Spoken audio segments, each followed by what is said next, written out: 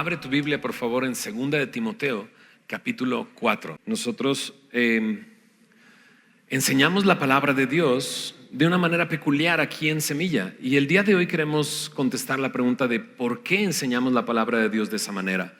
Y mientras respondemos esa pregunta de por qué enseñamos, verso a verso y de una manera expositiva, lo que queremos a llegar es saber la importancia de la palabra de Dios y lo que puede hacer la palabra de Dios en nuestras vidas. ¿Okay? Entonces, yo tenía una Biblia cuando era niño en mi casa, que era una Biblia de pasta dura, así chiquita, pasta dura y con papel arroz. ¿Alguna vez viste alguna Biblia de esas? ¿No? Yo me acuerdo que me la regalaron de niño y yo la leía y no entendía nada. En verdad no entendía nada. Y la tenía ahí y la tenía en mi buró. Y más, no le digan a mi mamá, pero cuando me portaba mal, como que la acercaba más a mí porque sentía que me servía de alguna manera y me podía cuidar de alguna manera. Pero cuando leía no entendía absolutamente nada. Fue hasta que conocí a Cristo que entonces comencé a entender la palabra. Y lo entiendo porque en 1 de Corintios capítulo 2 al final me habla de dos tipos de hombres: el hombre natural y el hombre espiritual. Y dice ahí que el hombre natural no puede entender las cosas que son de Dios porque se han de discernir espiritualmente. Pero el hombre espiritual, dice, es aquel que él juzga todas las cosas, pero él no es juzgado por nadie. Entonces hace una diferencia entre el hombre natural, aquel hombre que aún no ha nacido de nuevo, y el hombre que ha nacido de nuevo. Para el hombre natural las cosas de Dios son una locura, no las entiende porque se han de discernir espiritualmente. Pero el hombre que ha nacido de nuevo y que es espiritual, dice ahí, juzga todas las cosas. Y no quiere decir que como cristianos tenemos que andar juzgando a todos. No. La palabra juzgar ahí significa discernir. El hombre espiritual que tiene una nueva vida y que tiene el Espíritu de Dios discierne todas las cosas, pero él no es discernido por nadie. Digámoslo así, nadie puede entender lo que está sucediendo en su vida. Y es que así es. Jesús le dijo a Nicodemo: todo aquel que es nacido de nuevo es como el viento. El viento que no lo ves, oyes su sonido, pero no sabes ni de dónde viene ni a dónde va. Dice, así es todo aquel que es nacido del Espíritu. Yo no sé si te pasó, pero cuando naciste de nuevo y creíste en el Señor, las personas a tu alrededor preguntaban, ¿qué te picó? ¿No? ¿Qué te pasó? ¿Por qué ahora amas? ¿Por qué ahora perdonas? ¿Por qué ahora eres más paciente? ¿Por qué ahora estás más enfocado? ¿Por qué dejaste de tomar? ¿No? Pero todo eso es el Espíritu de Dios en nuestra vida, que nos ayuda a discernir todas las cosas. Pero es difícil que entiendan lo que está pasando en nuestra vida.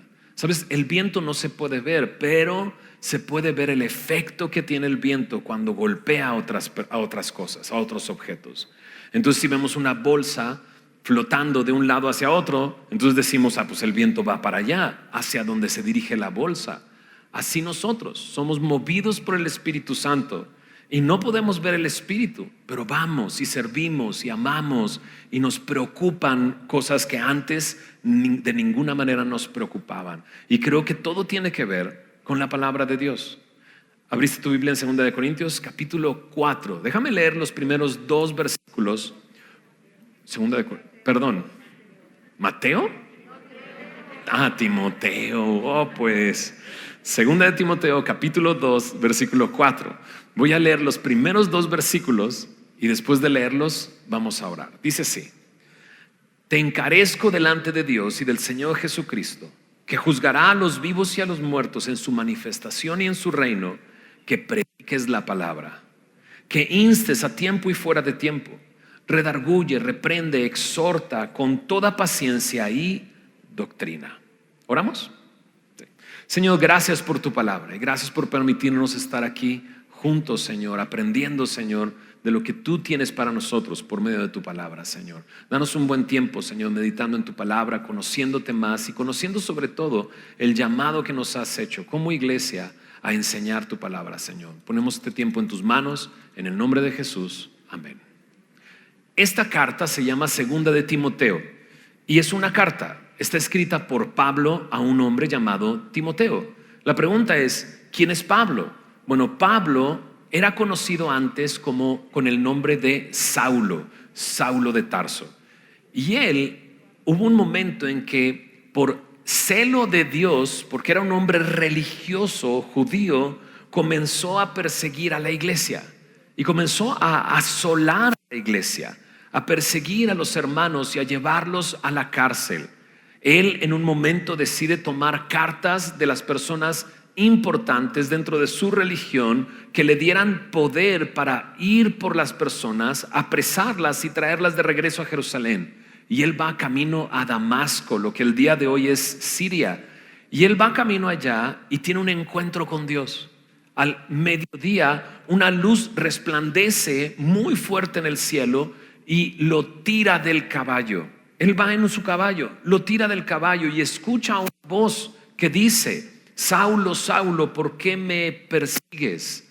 Y él pregunta: ¿quién eres? Pero no solamente dice quién eres, dice: ¿quién eres, Señor? Y la voz le contesta: yo soy Jesús a quien tú persigues. Interesante, porque aquel que persigue a la iglesia realmente está persiguiendo a Jesús. Jesús se revela de esa manera y para él es tan impactante y tan fuerte que le hace una pregunta a Jesús. Le dice: ¿qué quieres que yo haga? Esa escena se conoce como la conversión de Pablo. Su vida es transformada por ese encuentro. Ahora tiene un Señor y ahora ese Señor quiere que le diga, Pablo quiere que le diga a ese Señor: ¿qué quieres que yo haga con mi vida?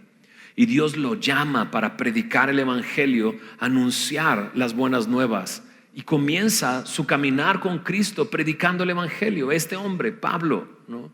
Pero para este momento, en 2 de Timoteo, Pablo ya es un hombre anciano. Ha recorrido ciudades predicando el evangelio, ha alcanzado a muchas personas, ha iniciado iglesias y en el trayecto de esa historia conoce a Timoteo, un joven de la ciudad de Listra, que su mamá y su abuela son creyentes y le enseñaron la escritura desde pequeño, y él escucha junto con su familia la predicación de Pablo y cree, se convierte como Pablo lo llama, en un hijo de la fe. Y entonces comienza a seguir a Pablo. Y lo comienza a seguir en muchas cosas. Lo sigue en fe, en amor, en conducta, en actitud, en motivaciones.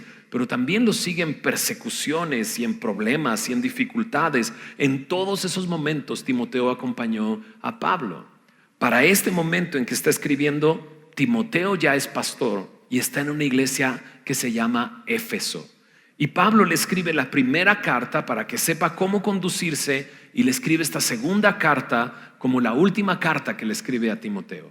De hecho, Pablo está listo para despedirse. Él dice: he acabado la carrera, ¿no? He peleado la buena batalla, estoy listo para partir. Y sí, poco tiempo Pablo iba a perder la vida. Así es que estamos frente a palabras de alguien que está a punto de morir, que sabe que ha hecho la voluntad de Dios y que con confianza él dice: he acabado la carrera, he hecho lo que tú me has pedido que haga, Señor. Eso es lo que Pablo está diciendo. Bueno, en ese contexto le escribe estas palabras a Timoteo. Ahora, las cartas de Timoteo y Tito se conocen como cartas pastorales, y por lo tanto entendemos que este es un llamado a los pastores. ¿A qué? Dice ahí en el verso 2, que prediques la palabra. Lo primero que vamos a ver alrededor de esta pregunta, ¿por qué en Semilla enseñamos la palabra de esa manera? Es porque tenemos un mandato. Esto que estamos viendo es un mandato que Dios nos ha dado. ¿A qué? A predicar la palabra. Es más, dice ahí en 2 de Timoteo 4:2, que prediques la palabra, que instes a tiempo y fuera de tiempo, ¿no? Cuando te escuchen y cuando no te escuchen, cuando sea momento y cuando no sea momento. En toda situación predica la palabra. Eso es lo que Pablo le está diciendo a Timoteo. Y incluso le dice de qué manera. Dice ahí: redarguye, reprende, exhorta con toda paciencia y doctrina, con toda enseñanza. Lo que Pablo le está diciendo a Timoteo, lo que le está diciendo es un mandato, ¿no? Ahora piensa en esto, en este contexto. el que está hablando es Pablo, que tuvo una conversión, que ha predicado la palabra en muchos lugares, ¿no? Que Timoteo lo ha acompañado mientras predica la palabra y comienza nuevas iglesias, y que está a punto de morir, ¿no? Entonces podría decir Timoteo: Pablo, no tienes por qué escribirme eso. Te he visto hacer eso y te he seguido en eso. Pero entiendo yo que Pablo lo deja registrado y que Dios permite que esté aquí para que nosotros recibamos ese mismo mandato. Predica la palabra. Pero no solamente piensa en el Pablo que está a punto de morir y que ha terminado la carrera, sino piensa en lo que dice el versículo 1. Ahí en el versículo 1 de 2 de Timoteo 4 dice: te encarezco delante de Dios y del Señor Jesucristo, que juzgará a los vivos y a los muertos en su manifestación y en su reino, que prediques la palabra. Entonces Pablo le está diciendo a Timoteo: te pongo delante de Dios. Es como si estuviera diciendo: llamo a Dios como mi testigo entre nosotros para decirte este mandato. Y entiende la solemnidad, ¿no? Porque nosotros de repente decimos: Dios es mi testigo, ¿no? Pero lo decimos quién sabe por qué, ¿no? Cuando estamos enojados y molestos delante de Dios, ¿no? Pero aquí Pablo lo está diciendo con gran solemnidad. No solamente porque es un anciano que ha acompañado a Timoteo todo este tiempo, o Timoteo acompañando a Pablo, sino porque es un mandato solemne delante de Dios: predica la palabra. ¿A qué se refiere con predica la palabra? ¿De qué está hablando con predicar la palabra? Yo creo que la respuesta la obtenemos en los dos versículos anteriores. Segunda de Timoteo 3, versículo 16 y 17. Quizás nos has escuchado decir este versículo muchas veces. Quizás lo has escuchado mientras oramos, mencionamos este versículo. ¿Qué es lo que dice estos dos versículos? Dice ahí: toda la escritura es inspirada por Dios y útil para enseñar, para redarguir, para corregir, para instruir en justicia, a fin de que el hombre de Dios sea perfecto, enteramente preparado para toda buena obra. Creo que cuando Pablo dice predica la palabra, está hablando de toda la escritura, porque versículos antes menciona qué es la escritura. Bueno, contestemos esa pregunta en base a este versículo. Versículo 16 dice: toda la escritura es inspirada por Dios. Es que toda la escritura, ¿qué es? Inspirada por Dios. ¿Qué significa inspirada? La palabra inspirada aquí no es inspiración como cuando una musa le habla a un poeta y comienza inspirado a escribir, sino que inspirado aquí me habla del aliento de Dios. Toda la escritura es el aliento de Dios. Ahora, tiene mucho sentido cuando contextualizamos esa idea con toda la palabra de Dios, porque cuando abrimos la Biblia y la abrimos al principio en Génesis, encontramos que Dios creó todas las cosas hablando. ¿Te acuerdas? O sea, todo estaba oscuro, todo era un caos, digámoslo de esa manera, y dice Dios que dice Él: sea la luz, y la luz fue hecha. Es que Dios habló a la existencia todas las cosas, las creó con su palabra. Y tiene mucho sentido entonces que la escritura sea su aliento, porque su aliento nos puede dar vida. Imagínate que el mismo aliento de Dios creó las galaxias y las estrellas, el sol y la luna que tú y yo podemos observar, los mares y todo lo que está dentro del mar, las aves y todo lo que hay en el mundo de las aves y de los animales y de los insectos que nos encantan, ¿no? ¿Verdad? Los insectos, dices: ay, no. Muchas veces me he preguntado por qué Dios creó a los insectos, pero los creó, ¿no? Sufrí cuando mi hija tenía que hacer un trabajo donde tenías que agarrar animales y ponerles un alfiler. ¿Te ha tocado ayudarle a tus hijos a hacer eso? Dices: ¿no? Agarra una cucaracha. No. Pero todo eso lo creó Dios. ¿Cómo? Hablando. Ahora imagínate estar expuesto a su aliento. Si puede crear mundos, ¿qué es lo que puede hacer en nuestra vida? Bueno, no lo dice Santiago capítulo 1, versículo 18, dice que somos renacidos por medio de su palabra. Santiago 1, 18, ¿no? Primera de Pedro capítulo 1, versículo 23, también nos dice lo mismo. Somos renacidos a través de una simiente incorruptible. ¿Por qué? ¿Cuál es esa simiente incorruptible? Ahí dice, por la palabra de Dios que vive y permanece para siempre. Así es su palabra la que nos ha dado vida y tiene todo sentido. Le dio vida a todo lo que vemos, ¿no?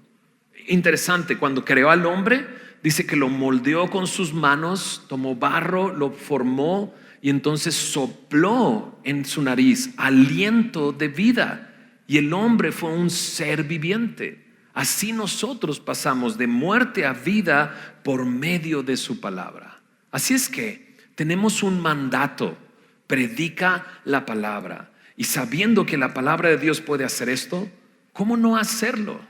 ¿Cómo no predicar su palabra? Ahora checa lo que dice en 2 de Timoteo 3:16. Toda la escritura es inspirada por Dios y es, ¿qué cosa? Útil. ¿Útil para qué? Para enseñar, para redarguir, para corregir y para instruir en justicia. 4 cosas que hace la palabra de Dios en nuestras vidas: nos enseña, nos redarguye, nos corrige y nos instruye en justicia.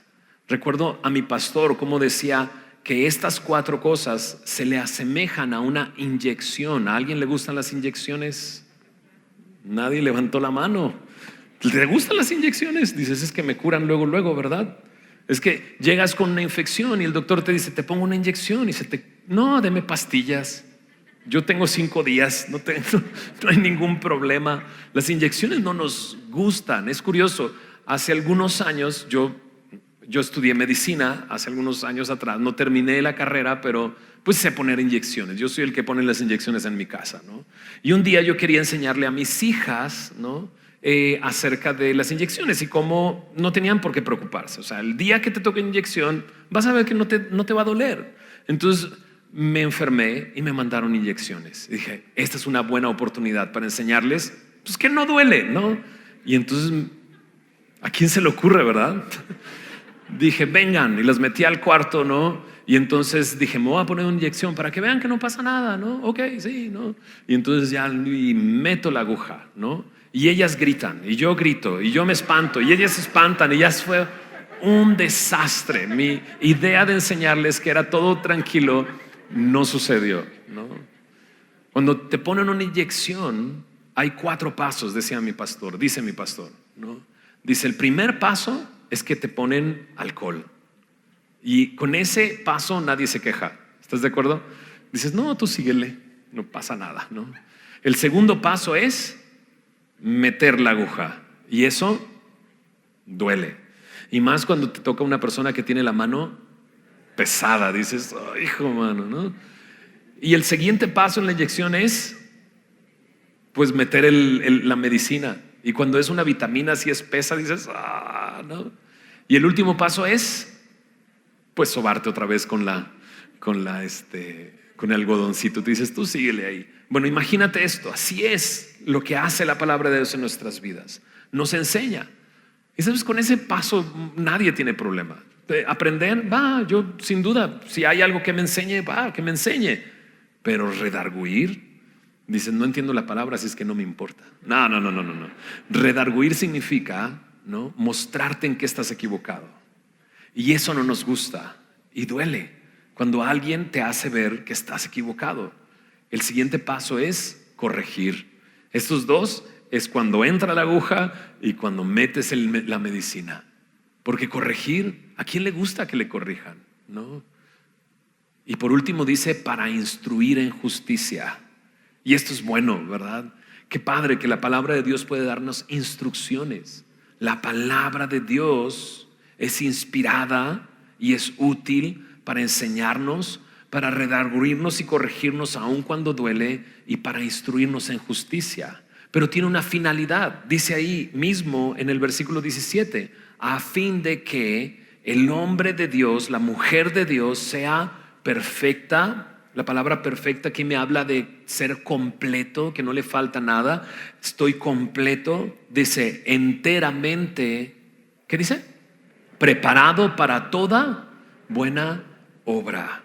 La palabra de Dios puede hacer esto. Y eso es lo que Timoteo recibe de Pablo. Predica la palabra.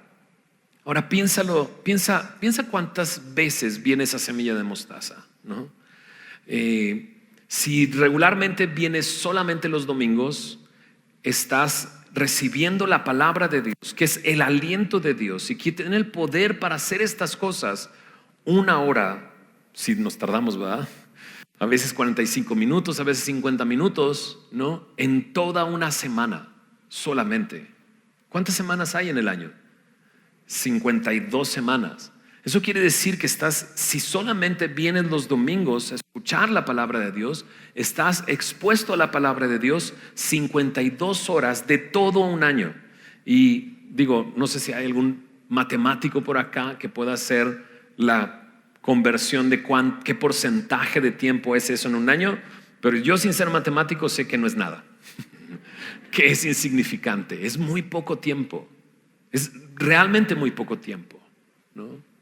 Entonces, si Dios nos ha llamado a predicar la palabra, ¿cómo no tomar ese tiempo y aprovecharlo enseñando la palabra de Dios, que tiene el poder para hacer todas estas cosas? Creemos en Semilla que este tiempo de enseñanza es un tiempo que debemos de aprovechar, que tiene que ser de provecho para todos nosotros, porque Dios quiere prepararnos, que seamos perfectos, completos y preparados para toda buena obra. Porque al final nuestra vida, tu vida y mi vida, no la vivimos aquí, la vivimos allá afuera, la vivimos con el vecino, la vivimos con nuestros familiares, la vivimos en nuestro trabajo, la vivimos allá. O sea, si te pones a pensar, en realidad pasas más tiempo trabajando que estudiando la palabra. Tu vida la vives allá afuera. Pero aquí venimos, ¿para qué? Para que Dios nos prepare, nos enseñe, nos redarguya, nos corrija, nos instruya, de tal manera que cuando salgamos allá afuera a las buenas obras que Dios preparó de antemano para que andemos en ellas, las personas puedan ver esas buenas obras y puedan glorificar al Padre que está en los cielos. Definitivamente queremos aprovechar ese tiempo. Creemos que es importante. ¿Por qué? Porque tenemos un mandato. Un mandato. Acompáñame ahora a Nehemías capítulo 8, versículo 8. Creo que en Nehemías 8:8 encontramos un modelo de enseñanza. No solamente Dios nos ha dado un mandato, sino que nos ha dejado un modelo. Nehemías capítulo 8 es un capítulo donde Esdras toma la palabra y comienza a enseñar la palabra, ¿no? Es un momento, en el momento histórico es este. Ellos estaban en Jerusalén después de la reconstrucción de los muros y de las puertas. ¿Qué había pasado? ¿Fueron destruidas? Sí. Años atrás, el pueblo de Israel se llenó de ídolos, y como consecuencia de su idolatría, Dios permitió que viniera Nabucodonosor y se los llevara cautivos. Todo eso estaba escrito en la palabra. Dios les había dicho a su pueblo: si tú me sigues, yo te voy a bendecir. Si no me sigues, entonces yo te voy a esparcir por otros pueblos. Y cuando te arrepientas, dice, yo te voy a traer de regreso a la tierra donde decidí que habitara mi nombre. Y ahí te voy a restaurar. Y eso es lo que está haciendo Dios. El pueblo había estado por años en Babilonia, 70 años, y Dios los trae de regreso a Jerusalén, reconstruyen los muros y las puertas, y ahora están en paz, sin la amenaza del enemigo para atacarle. Y lo que hacen es pedirle a Esdras, el escriba, que traiga el libro de la ley. Estaban todos reunidos en una plaza, la plaza que está enfrente de la puerta de las aguas, y todos como un solo hombre. Imagínate, se pusieron de acuerdo. Nosotros no nos podemos poner de acuerdo para ir a comer a el mismo lugar cuando salimos de aquí, ¿no? Pero aquí está todo un pueblo como un solo hombre pidiéndole a Esdras: trae el libro de la ley. Y Esdras lo que trae es el libro de la ley. Y dice que se preparó un púlpito de madera desde donde él Él puso el libro, no el libro como nosotros tenemos este libro el día de hoy. Era seguramente un rollo que se va abriendo de un lado y va descubriendo los pasajes y separa a Esdras ahí. Y para sorpresa de todos, dice ahí que todos estaban atentos a lo que iba a decir Esdras. Entonces es un mover de Dios. Dios está ahí con ellos. Se han puesto de acuerdo, piden el libro de la ley, y están atentos a lo que van a decir. Y en Nehemías 8:8 dice de esta manera: y leían claramente, dice, y leían en el libro de la ley de Dios claramente y ponían el sentido de modo que entendiesen la lectura. ¿Okay? Para nosotros este es un modelo de cómo enseñar la palabra. Leer claramente la palabra, poner el sentido con un objetivo, de modo que puedan entender. Creo que este versículo me habla de predicar expositivamente la palabra. Predicar expositivamente básicamente es abrir el libro y exponer lo que dice el libro, con un objetivo que puedan entender. Poner el sentido significa explicar claramente lo que dice la palabra de Dios. Entonces, yo no sé si te has dado cuenta, pero ese es el modelo que hemos seguido durante muchos años. Lo que hacemos es leer el pasaje y luego explicar lo que dice el pasaje con el objetivo de que las personas puedan entender la palabra de Dios. Para nosotros esto es primordial, que cuando tú vengas a la iglesia puedas entender lo que Dios quiere decirte y puedas salir de aquí entendiendo. Dios me habló y me dijo que esto, ¿no? De repente siento que es una tragedia que de repente una persona vaya a una iglesia, ¿no? Y salga de su iglesia y le diga a sus familiares: no, Dios habló de una manera impresionante en la iglesia el día de hoy. Se movió increíble, Dios me habló demasiado, me hubiera gustado que hubiera sido. Y esa persona le pregunta: ¿y qué te dijo? No, Dios habló de una manera impresionante. O sea, sentí que Dios me habló. Sí, pero ¿qué te dijo? Y no podemos definirlo. Se quedó solamente en algo emocional. Ahora, no quiere decir que cuando predicamos la palabra no nos emocionemos, ¿verdad? Porque sin duda hay partes en su palabra que nos llenan de emoción.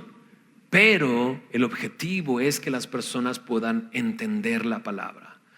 Y creo que todos los pastores de Semilla, cuando tienen la tarea de venir y enseñar la palabra, se preparan y estudian el texto con este objetivo: el poder explicarlo claramente y que las personas puedan entender. ¿Por qué es importante para nosotros esto?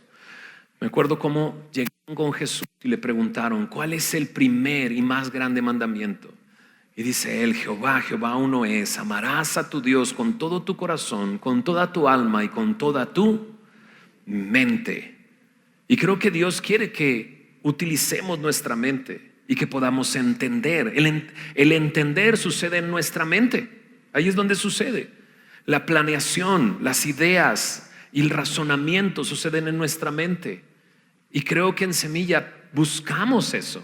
Que tú puedas usar tu cabeza y entender lo que se está explicando, y entonces tú tomes las decisiones que tengas que tomar de acuerdo a lo que Dios te ha hablado. Me encanta que en Semilla no es una iglesia donde te decimos: ¿sabes qué? Deja tu cerebro ahí en la puerta y entra y cree todo lo que yo te vaya a decir. No es eso. Lo que queremos es que tú entiendas, porque Dios te dio una mente con la cual Dios quiere que tú le ames. Déjame decir algo mucho más sencillo y simple. Creo que todos traemos nuestra Biblia, ¿no? Algunos traemos una Biblia en papel, algunos la traemos en nuestro celular, ¿no? Y la traemos ¿en qué idioma? En español, ¿no? Sería raro que alguien estuviera aquí con una Biblia en otro idioma, ¿estás de acuerdo? Pues bueno, aquí andaban los ucranianos, a lo mejor traen su Biblia en ucraniano, ¿verdad? Pero sería raro que trajéramos la Biblia en otro idioma. ¿Por qué? Porque pues este es nuestro idioma. ¿No te parece algo maravilloso que la palabra de Dios la puedo leer en el idioma en el que crecí y puedo entender porque está formulando palabras, enunciados y todo lo demás? ¿Sabes? La Biblia no es un libro de códigos secretos. No es así. Es un libro con palabras organizadas de una manera lógica para que nosotros podamos entenderlo. ¿Sabes de qué está formada la palabra de Dios? Pues de palabras, de sujeto, de verbo, de predicado, de adjetivos, de adverbios, de conjunciones, ¿no? ¿Se saben las conjunciones? A, ante, bajo, con, contra, de, desde, en, entre, hasta, hacia, para, por, sin, según, so, sobre, tras. Dices, hacía mucho que no los decía, ¿no? Pero sí nos los aprendimos de niños. ¿Por qué? Porque nos enseñaron de niños a leer, pero no solamente a leer, sino a comprender lo que leemos. ¿Estás de acuerdo? Y entonces a lo mejor has estado viniendo a Semilla y has estado en discipulados, ¿no? Y el discipulado te animan a leer la palabra de Dios y a utilizar pues lo que aprendiste de niño y dices, ay, me están regresando a la primaria, ¿no? Pues sí. ¿Por qué? Porque la palabra de Dios está hecha para que tú puedas entender, comprender. Pues ahora sí que comprendes Méndez, ¿no? Así de claro. Dios lo que quiere es que comprendas lo que está escrito. Y nosotros estamos siguiendo este modelo de enseñanza porque queremos que tú entiendas la palabra de Dios y al entender pueda traer mucho fruto. Hay una parábola, la parábola del sembrador, que me dice, Jesús interpretando esta parábola, dice que la semilla que cayó en buena tierra es aquel que oye y entiende la palabra y da fruto a 100, a 60 y a 30 por uno. ¿Sabes? El entender me ayuda a creer quién es Jesús y al creer, ¿no? En mi vida puede ser transformada de una manera impresionante. ¿Alguien lo ha experimentado? Sí, Dios ha hecho eso. Tenemos un modelo y nuestro esfuerzo como pastores es ese, que podamos explicar el pasaje y entonces las personas puedan entenderlo. Pero no solamente se nos ha dado un mandato, un modelo, sino creo que se nos ha dado un ejemplo. Bueno, el primer ejemplo lo encontramos aquí en Nehemías capítulo 8, versículo 8. Pero acompáñame a Marcos capítulo 2, versículo 2. Nosotros enseñamos la palabra verso a verso, capítulo a capítulo, expositivamente, explicando lo que dice el pasaje. Y a veces hay personas que nos voltean a ver como iglesia y dicen, pero es que parece más como una clase, ¿no? Y en cierta manera, pues sí, ¿no? ¿Por qué? Porque queremos lo que ya dijimos, entender de manera que la palabra de Dios pueda enseñarnos, pueda redarguirnos, pueda corregirnos y pueda instruirnos y estemos enteramente preparados para toda buena obra, ¿verdad? Pero de repente he escuchado a personas decir, nosotros no enseñamos así porque ni siquiera Jesús enseñaba así. Y a mí me dan ganas de leerles este versículo. Marcos capítulo 2, versículo 2 dice de esta manera: e inmediatamente se juntaron muchos, de manera que ya no cabía ni aún a la puerta. Y este es Jesús. Mira lo que dice, en Capernaum él estaba, y dice al final del versículo 2, y les, ¿qué? Predicaba la palabra. Para empezar, me gustaría decirle a esas personas, Jesús es la palabra. O sea, Jesús es el verbo de Dios, es el verbo encarnado. Pero además, cuando yo leo este versículo me doy cuenta que Jesús lo que hacía era predicar la palabra de Dios. Ahora, no solamente me dice aquí que Jesús predicaba la palabra, sino que me da un ejemplo. Mira lo que dice en Lucas capítulo 4, versículo 16. En Lucas capítulo 4, verso 16, Jesús está llegando a Nazaret, el lugar donde creció. A Jesús lo conocían como Jesús el Nazareno, porque venía de Nazaret. Vean lo que dice en Lucas 4, versículo 16. Vino a Nazaret, donde se había criado, y en el día de reposo entró, ¿en dónde? En la sinagoga, conforme a su costumbre, y se levantó a leer claramente. ¿Qué es lo que leyó Jesús? Versículo 17 dice ahí: y se le dio el libro del profeta Isaías. Y habiendo abierto el libro, halló el lugar donde estaba escrito: el Espíritu del Señor está sobre mí, por cuanto me ha ungido para dar buenas nuevas a los pobres. Me ha enviado a sanar a los quebrantados de corazón, a pregonar libertad a los cautivos y vista a los ciegos, a poner en libertad a los oprimidos, a predicar el año agradable del Señor.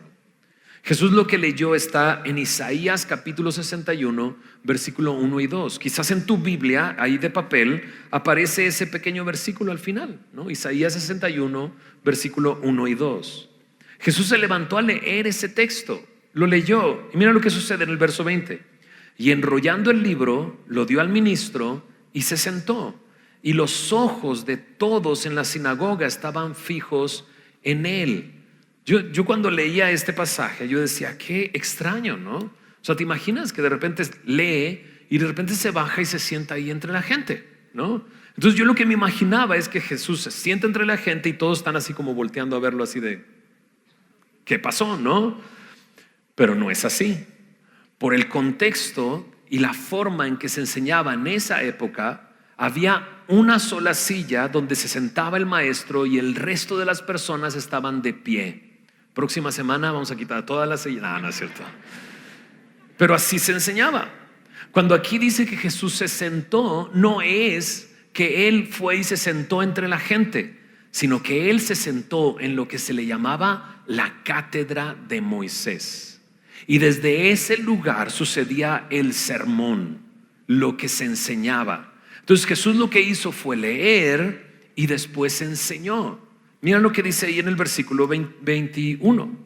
Dice acerca de Jesús así: y comenzó a decirles: hoy se ha cumplido esta escritura delante de vosotros. Creo totalmente que el versículo 21 es a la conclusión a la que llegó. ¿Por qué? Mira lo que dice el verso 22. Y todos daban buen testimonio de él y estaban maravillados de las palabras de gracia que salían de su boca. Así que Jesús no solamente dijo, hoy se ha cumplido esto, y lo dejó como un misterio, sino lo que hizo Jesús fue leer claramente, poner el sentido y llegar a esta conclusión. Esto que acabamos de leer, esto que acabamos de explicar, eso se ha cumplido el día de hoy delante de sus ojos, ¿no? Entonces creo que Jesús nos ha dejado un ejemplo de cómo enseñar la palabra de Dios, de cómo explicar la palabra de Dios. De hecho, el pasaje se parece mucho a Nehemías 8, ¿no? Porque dice ahí que todos los ojos de las personas estaban atentos a lo que Esdras estaba enseñando. Y aquí los ojos de todos estaban fijos en Jesús mientras él explicaba el texto y llegaba a esta conclusión.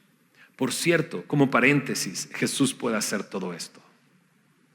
Jesús puede hacer, él vino a hacer esto. ¿Está tu corazón roto? Jesús vino a sanar a los quebrantados de corazón. ¿Estás cautivo por ti mismo? ¿Por un vicio? ¿Por un problema que no sales de ahí por años? ¿Estás cautivo? Jesús vino a pregonar libertad a los cautivos. ¿Te estás dando cuenta que estás en la ruina? Espiritualmente, moralmente, emocionalmente, Jesús vino a dar buenas nuevas a los que están en ruinas, a los pobres. Estás ciego, no sabes a dónde ir, no sabes qué decisión tomar. Lo único que has hecho es arrasar con todo lo que está delante de ti, lastimando a otros y lastimando tu vida. Jesús vino a dar vista a los ciegos. Estás en una época de tu vida que dices, si no pasa algo, ya no sé qué va a suceder. Ya no sé qué va a suceder. Bueno, Jesús vino a predicar el año agradable del Señor. Una nueva vida en ti va a transformar todo en tu vida. Esto es lo que vino a hacer Jesús. ¿Ok? Entonces, si te encuentras de esa manera, ven a Jesús, ven a Él, deposita tu fe en Él. Deja de confiar en cualquier otra cosa y confía plenamente en el Señor, arrepintiéndote y viniendo con fe a Él. Él nos ha dejado un ejemplo. Cierro el paréntesis. La palabra de Dios nos ha dejado un mandato, un modelo, un ejemplo y por último, un anhelo. Acompáñame a Hechos capítulo 20. En Hechos capítulo 20 regresamos a la historia de Pablo. ¿Recuerdas al principio que mencionamos a Pablo? ¿No? Mencionamos que Timoteo se quedó en la iglesia como pastor en la iglesia de qué ciudad, ¿te acuerdas? De Éfeso. ¿Okay? Entonces Pablo en Hechos capítulo 20 va hacia Jerusalén y se despide de la iglesia de Éfeso en un lugar llamado Mileto. Mira lo que dice en Hechos 20, versículo 17. Enviando pues desde Mileto a Éfeso, hizo llamar a los ancianos de la iglesia. Cuando vinieron a él, les dijo, checa lo que les dice Pablo, se está despidiendo de ellos. Vosotros sabéis cómo me he comportado entre vosotros todo el tiempo, desde el primer día que entré en Asia, sirviendo al Señor con toda humildad y con muchas lágrimas y pruebas que me han venido por acechanzas de los judíos, y como nada que fuese útil he rehuido anunciaros y enseñaros públicamente y por las casas, testificando a judíos y a gentiles acerca del arrepentimiento para con Dios, de la fe en nuestro Señor Jesucristo. Pablo comienza diciendo, ustedes han visto cómo he vivido y cómo mi vida la he puesto para servir, para enseñar, para anunciar, y incluso nos lleva al punto de cuál es el objetivo de su enseñanza: el arrepentimiento y la fe en Jesucristo, lo que nos lleva a la palabra de Dios, ¿no? Pablo se está despidiendo de esa manera y en los siguientes versículos les dice, hay algunos de los que están aquí que no volverán a verme. Y se está despidiendo, de hecho terminan llorando incluso, pero no sin antes decirles estas palabras. Checa lo que dice en Hechos 20, versículo 26. Su conclusión: por tanto, yo os protesto en el día de hoy que estoy limpio de la sangre de todos, porque no he rehuido anunciaros, ¿qué dice? Todo el consejo de Dios. Cuando dice todo es todo. Pablo dice, no he rehuido anunciarles todo el consejo de Dios. Y sabes que ese es nuestro anhelo como iglesia. Ese es nuestro anhelo como pastores. Poder enseñar toda la escritura y todo el consejo. Y poder llegar como Pablo a decir al final, no he rehuido enseñarles todo el consejo de Dios. Es por eso que vamos verso a verso, capítulo a capítulo, a través de la escritura. Vamos avanzando a través de cada pasaje de la escritura, porque creemos que toda la escritura es útil para enseñarnos, redarguirnos, corregirnos, instruirnos en justicia, pero también porque tenemos este anhelo de poder decir todo el consejo de Dios. Yo cuando llegué a Semilla de Mostaza, llegué en el año 2000. En el 2005 mi esposa y yo nos quedamos como pastores y comenzamos enseñando Primera de Timoteo. Ahí iba, ¿no? Cuando nosotros llegamos, mi esposa y yo estaban en Mateo y avanzaron a través de Mateo hasta Primera de Timoteo.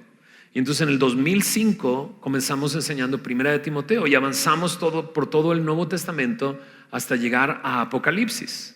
Y me acuerdo que gente llegaba y decía, ¿y después de que terminamos Apocalipsis, qué, pastor? Y yo, pues Génesis, ¿no? Y nos fuimos a Génesis y avanzamos por todo Génesis. Avanzamos por Génesis, Éxodo, intercalamos algunos evangelios en el proceso y hace algunos meses atrás llegamos hasta el libro de los Salmos. Y nuestra idea después de esta serie de relaciones es regresar a Proverbios y avanzar por todo Proverbios hasta terminar en el último libro del Antiguo Testamento, que es Malaquías, ¿no? Terminar en Malaquías. Ahora, desde el 2005 hasta esta fecha llevamos esa porción, Primera de Timoteo, Apocalipsis, Génesis a Salmos, y son 17 años. Y a lo mejor te estás preguntando, ¿y cuántos años más nos va a topar? Pues, no sé, pero ¿alguien tiene prisa o algo así? Lo que queremos es conocer al Señor y lo conocemos cada domingo mientras estudiamos su palabra. Cuando yo pienso en todo el consejo de Dios, es porque creo que toda la escritura es la palabra de Dios. Y por algo Dios la ha preservado para nosotros toda la escritura, ¿no? Cuando de repente yo decido solamente dar una porción de esta palabra, un solo versículo, y de ahí decir algunas otras cosas, o decir cosas y agarrar unos cuantos versículos para apoyar lo que estoy diciendo, me resulta peligroso. De hecho, la palabra de Dios me dice que en los últimos tiempos vendrán maestros enseñando cosas que le agraden al oído a las personas, ¿no? Pero lo que veo de peligroso de solamente tomar una porción y quiero poner un ejemplo muy simple, ¿no? Hace unos días junto con mi esposa encontramos en unas cajas cartas que nos dábamos, ella y yo, cuando nos conocimos hace 25 años. Llevo de conocer a mi esposa 25 años. Ustedes no están para saberlo ni yo para contarlo, pero el viernes es nuestro aniversario 22. Yeah. Y lo digo y ella no está ahí. Es nuestro aniversario 22 y nos encontramos estas cartas, ¿no?